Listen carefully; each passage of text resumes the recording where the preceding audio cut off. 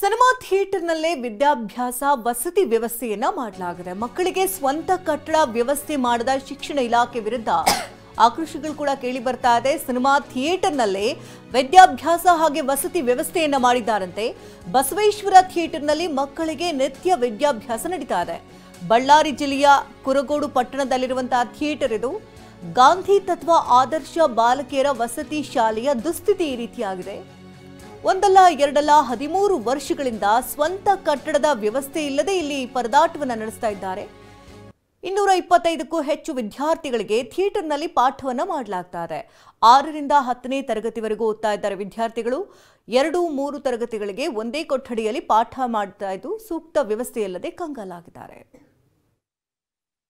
6ನೇ ಕ್ಲಾಸಿಂದ 10ನೇ ಕ್ಲಾಸ್ ಆದ್ರೂ ಇವತ್ತಿನವರೆಗೂ ಈ ಹಾಸ್ಟೆಲ್ ಚೆನ್ನಾಗಾಗಲಿಲ್ಲ. ಈ ಹಾಸ್ಟೆಲ್ ಹೊಸ ನ್ಯೂ ಬಿಲ್ಡಿಂಗ್ ಬರಲಿಲ್ಲ ಹಂಗಂತೇಳಿ ಭಾಳ ಬೇಜಾರತ್ತೆ ಸರ್.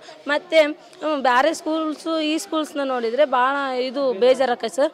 ಓದಲಿಕ್ಕೆ ಇದು ಎಲ್ಲರೂ ಒಂದು ಸೈಡ್ ಹೋಗಿ ಓದ್ಕೋಬೇಕಂದ್ರೆ ಎಲ್ಲ ಭಾಳ ಡಿಸ್ಟರ್ಬೆನ್ಸ್. 6ನೇ ಕ್ಲಾಸು 7ನೇ ಕ್ಲಾಸ್ 8ನೇ ಕ್ಲಾಸ್ ಎಲ್ಲರೂ ಓದ್ಕೋಬೇಕಲ್ಲ ಸರ್. ಅದಕ್ಕೆ ನಾವು ಓದ್ಕೋಬೇಕು, ನಾವು ಓದ್ಕೊಳೋ ಪ್ಲೇಸಿಗೆ ಅವ್ರು ಬರ್ತಾರೆ. ಹಿಂಗಾಗಿ ಭಾಳ ಡಿಸ್ಟರ್ಬೆನ್ಸ್ ಆಕತ್ತೆ ಸರ್. ನ್ಯೂ ಬಿಲ್ಡಿಂಗ್ ಆದರೆ ಎಲ್ಲ ಚೆನ್ನಾಗಿ ಆಗ್ಬೋದೇನೋ ಅಂತ ನನ್ನ ಅಭಿಪ್ರಾಯ ಸರ್. 6ನೇ ಕ್ಲಾಸಿಂದ 10ನೇ ಕ್ಲಾಸ್ ಆದ್ರೂ ಇವತ್ತಿನವರೆಗೂ ಈ ಹಾಸ್ಟೆಲ್ ಚೆನ್ನಾಗಾಗಲಿಲ್ಲ. ಈ ಹಾಸ್ಟೆಲ್ ಹೊಸ ನ್ಯೂ